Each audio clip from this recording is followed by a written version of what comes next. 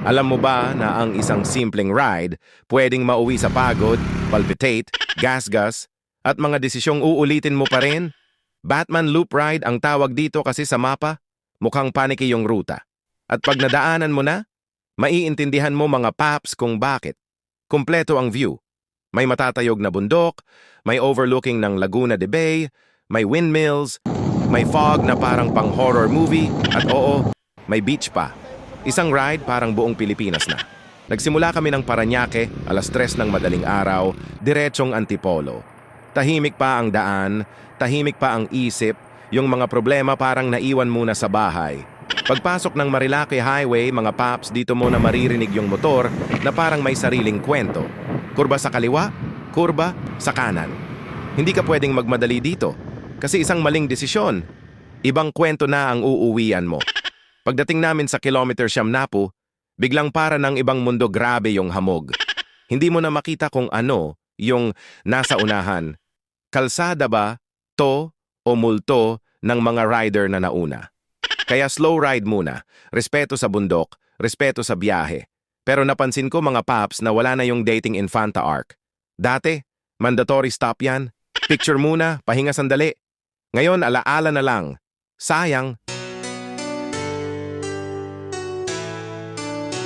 Napagod na rin, kaya nag-stop over kami sa Forest 101 para sana mag-almusal. Ang ganda ng view, presko ang hangin, malamig, yung tipong mapapaupo ka talaga. Medyo pricey ang silog meals kaya kape na lang muna at baon naming pandesal. Tapos nakita namin, unlimited coffee. Napaisip ako, sino kaya nakaisip nito? Baka gusto nilang manginig muna kami bago namin masulit yung binayad. Unlimited daw yung refill, pero parang limitado yung tibok ng dibdib. Kasi ang goal namin makauwi, hindi ma-admit.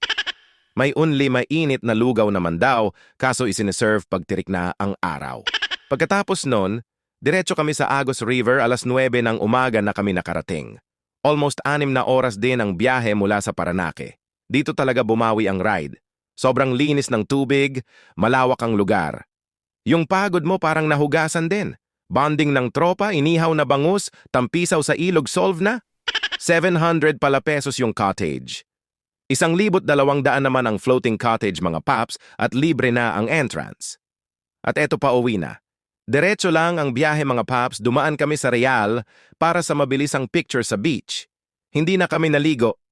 Kulang na sa oras. Tingin lang, bawal basa.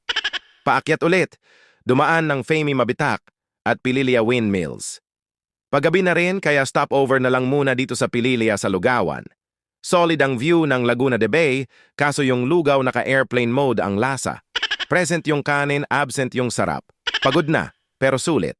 Yung tipong mapapangiti ka na lang kahit masakit na ang likod. Pagbalik sa Antipolo sa kasamaang palad, may nadulas sa amin sa zigzag road ng Teresa Antipolo. Buti na lang, okay sila. Merong gas-gas, konting yabang ang nabawasan. Reminder na rin siguro yon mga paps. Ang ride, hindi pabilisan. Ang mahalaga, sabay-sabay kayong uuwi. Pagod ang katawan, manipis ang bulsa, pero busog ang kwento. Ganito talaga ang biyahe at ang grupo, hindi kaya yaman, pero babalik-balikan mo. Kasi may mga biyahe na kahit masakit sa katawan, sa alaala na may masarap balikan.